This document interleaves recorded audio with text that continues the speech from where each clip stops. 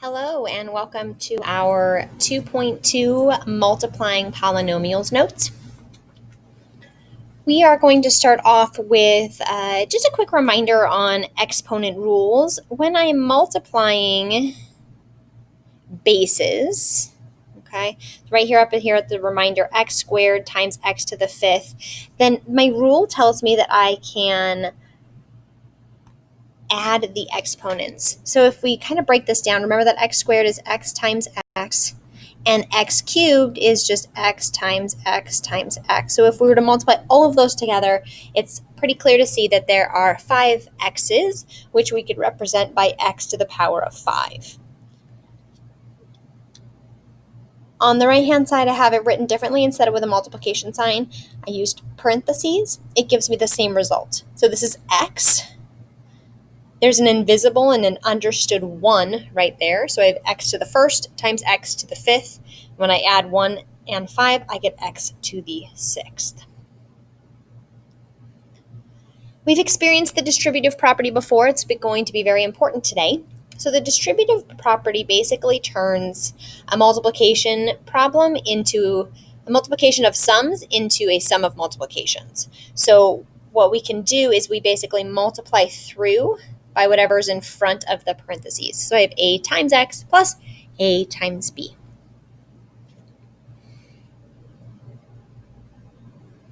Example 1, find each product.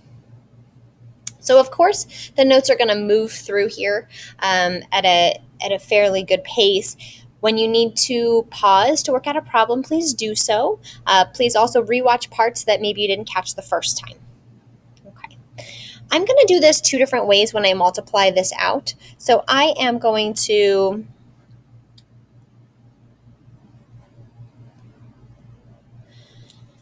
take negative 2x squared and I'm going to multiply it by everything inside of these parentheses.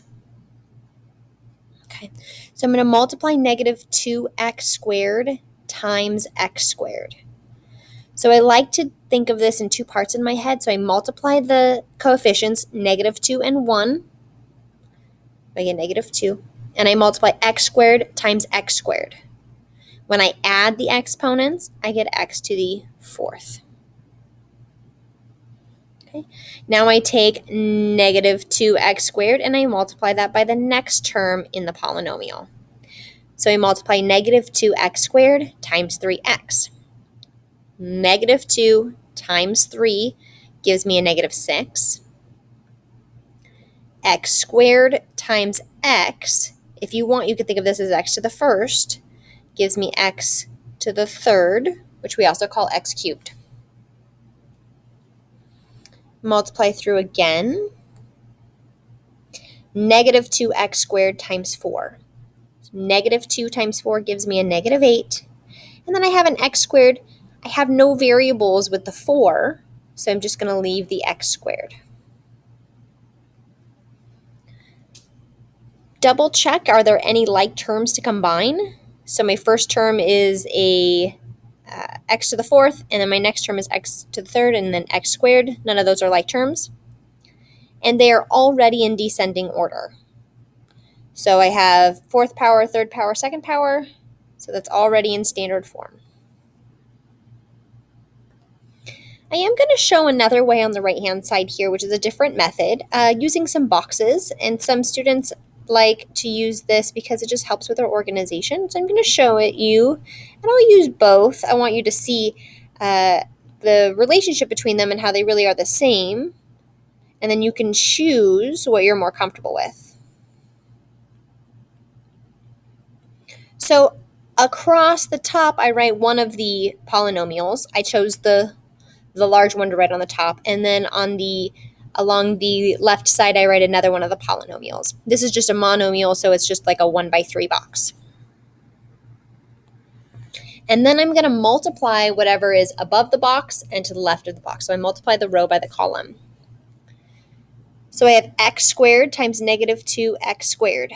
So negative 2 times 1 gives me the negative 2. X squared times x squared gives me x to the fourth. Negative 2x squared times 3x. Negative 2 times 3 is a negative 6. X squared times x is x cubed. And then negative 2x squared times 4 gives me negative 8x squared. When you write it down out of the boxes, you also want to check and make sure that you have no like terms to combine and that it is in standard form, which means the exponents are in decreasing order.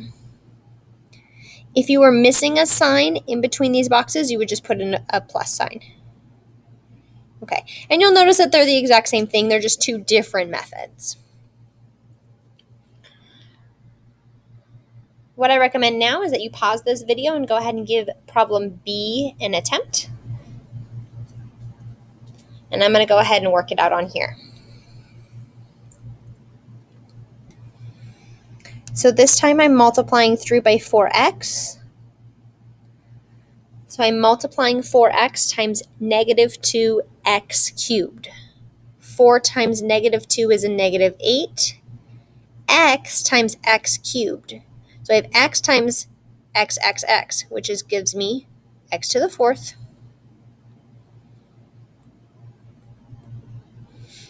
I multiply 4x times negative 3x. 4 times negative 3 gives me a negative 12.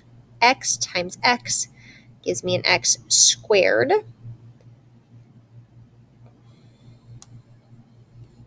And then 4x times 5. 4 times 5 is 20, and I have an x on there.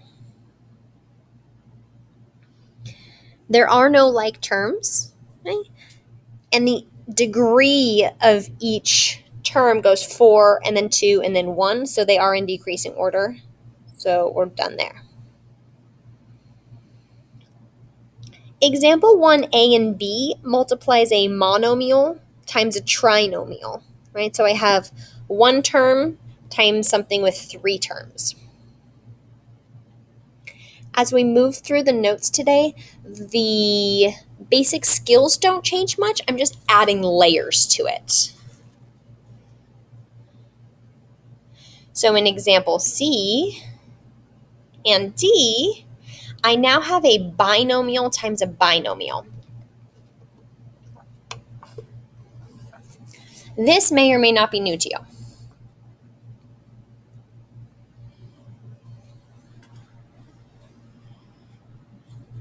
All right. So the plan here is that I'm going to take everything from the first set of parentheses, and I'm going to distribute it to everything in the second set of parentheses. So I'm going to multiply 5x times x, and I'm going to multiply 5x times 1, and then I'll distribute the negative 4 through.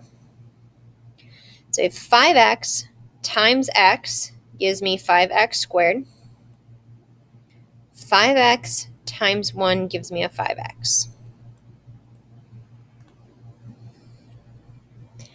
Then I go to the next term in the first parentheses. So now I have to take negative 4 and I have to distribute it to everything in the second parentheses. So negative 4 times x and negative 4 times 1.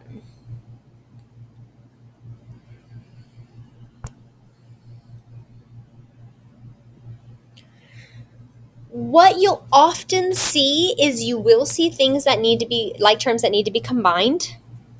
They're very commonly the middle two, not always, but very commonly the middle two. So when I'm looking for like terms, I have 5x squared, no like terms. I've got 5x minus 4x. So 5 of them minus 4 gives me plus 1x. And then I have a minus 4 at the end. So the 5x minus 4x kind of becomes this 1x. And then that's my answer. I'm going to show you what that would look like if I work it out with a box. So now that I am multiplying a 2-term polynomial or a binomial times a binomial, my box is going to look a little different. So it doesn't matter which one you put on top or which one you put down the side.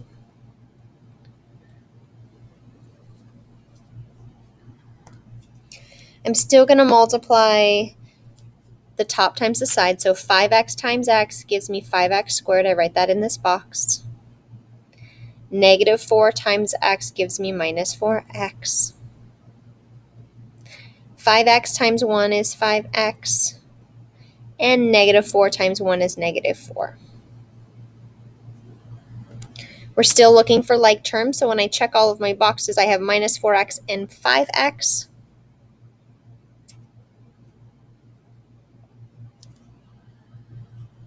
So I combine those like terms, which gives me 1x. I have the 5x squared and the minus 4. You don't have to do both methods on any assessment or on your notes or anything like that. Pick what you like and what works good for you, and you can always use that method. I just want to show, kind of showcase two different ways of doing this.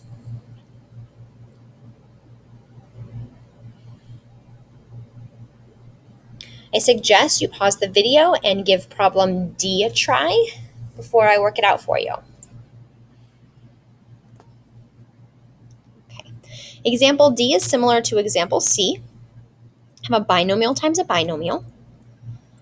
So I'm going to use my same method. I'm going to take the first term in the first parentheses and multiply to everything in the next set of parentheses. So 3x times 2x. 3 times 2 is 6. X times x is x squared. And then 3x times 4.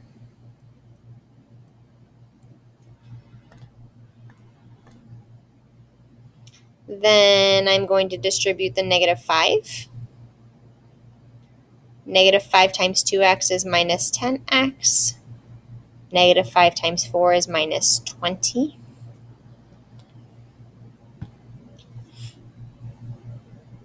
Look for like terms. So conveniently, this one is very similar where my like terms 12x minus 10x are both the center terms. When I combine those, I get 2x.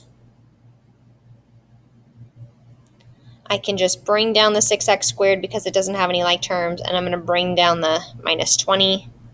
It's in standard form because the degree of the terms is in decreasing order.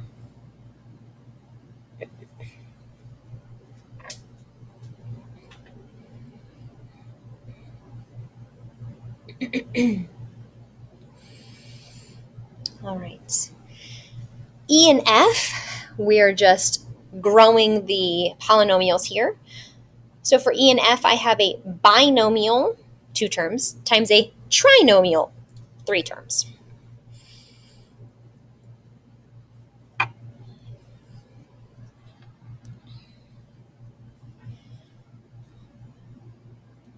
Okay. So I will start off by taking the 2x and distributing it to everything in the second set of parentheses. 2 times negative 3 is negative 6.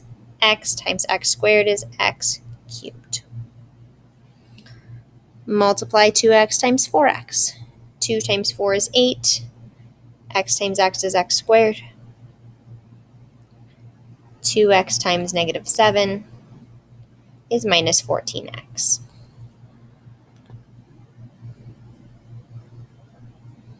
When you distribute whatever the next term is, make sure you take the sign with it. So I need to distribute this whole thing here.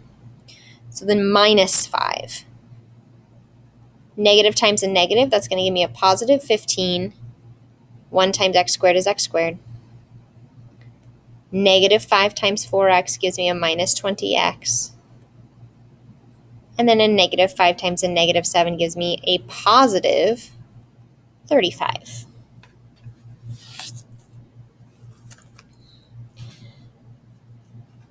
It feels a little bit busier. You've got more terms, but it's the same work. So you multiply through, you distribute, and then you look for like terms.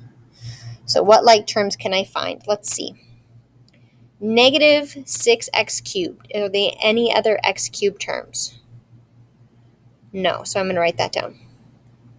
8x squared. Are there any other x squared terms? Yes, so 8x squared plus 15x squared gives me 23x squared. I have a minus 14x. x. So are there any other x terms? Yes. Minus 14x minus 20x gives me a minus 34x. And then I have that lonely 35 over there that has no other constant to combine with. This is in standard form. The exponents are in decreasing order: degree 3, degree 2, degree 1, and 0.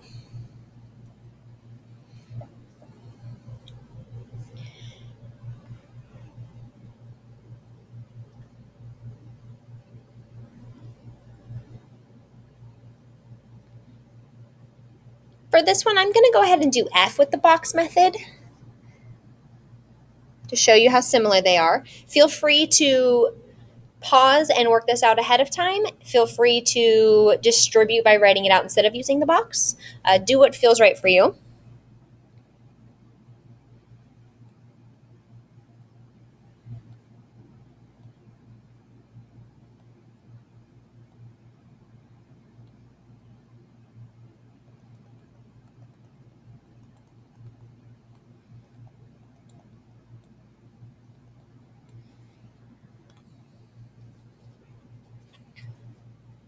So I'm going to write out my boxes, and then I'm going to go ahead and I'm going to multiply and put everything inside of them. 2x squared times negative 3x squared gives me negative 6x to the fourth. 3x times negative 3x squared gives me a negative 9x cubed. Negative 4 times negative 3x squared gives me a positive 12x squared. I like to put the plus sign in here if it is positive so that I'm not mistaken and I don't forget to write a symbol there. Now, down here in this second row, everything is just times 1, which makes it really easy. Little room for error here. So 2x squared times 1 is 2x squared. 3x times 1 is 3x. Negative 4 times 1 is minus 4. And then just take a look and see if I have any like terms. The only like terms I have are the 12x squared and the 2x squared. So when I combine all of this and write it all out, negative 6x to the fourth minus 9x cubed plus 14x squared plus 3x minus 4. If you use the other method, you should get the exact same thing, and all of your 6 terms before you combine like terms would be the same 6 that are in the blocks here.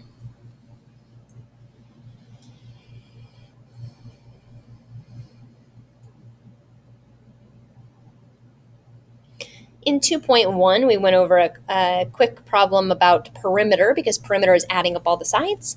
Right here, we're going to talk about area because area is multiplying. It is a 2-dimensional measurement. Example 2 says find the area in inches of the shaded region.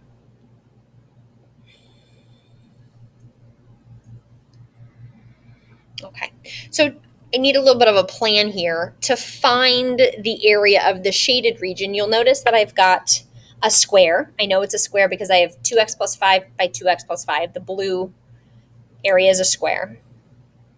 And the unshaded region inside the square, that little kind of magenta color, is also a square. But I need to subtract out the unshaded region from the shaded region. So my plan is I'm going to find the area of the large square,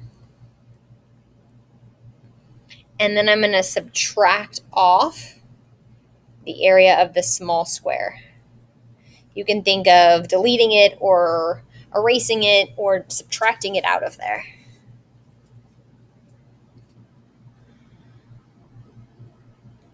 To find the area of the square, you can use side squared, or you could use base times height, so either one.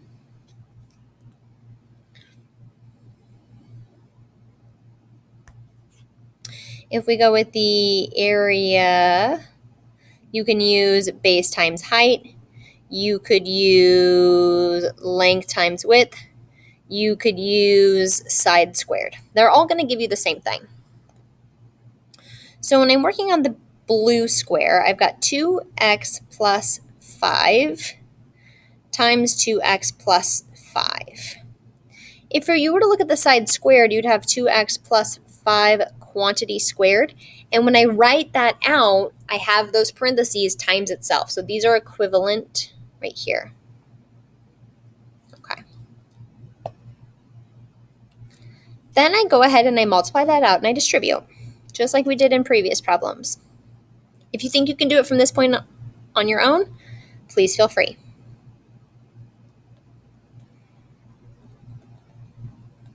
Two x times 2x is 4x squared. 2x times 5 is 10x. Then I distribute the 5.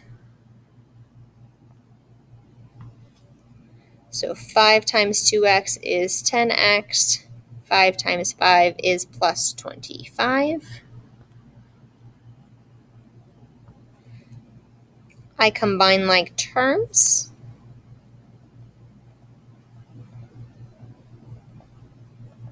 And that's the area of the blue square before I take out the pink square.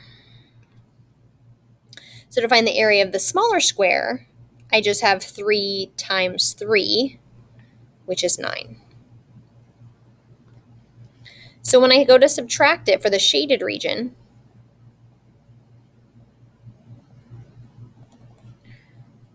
the area of the blue square minus the area of the small square.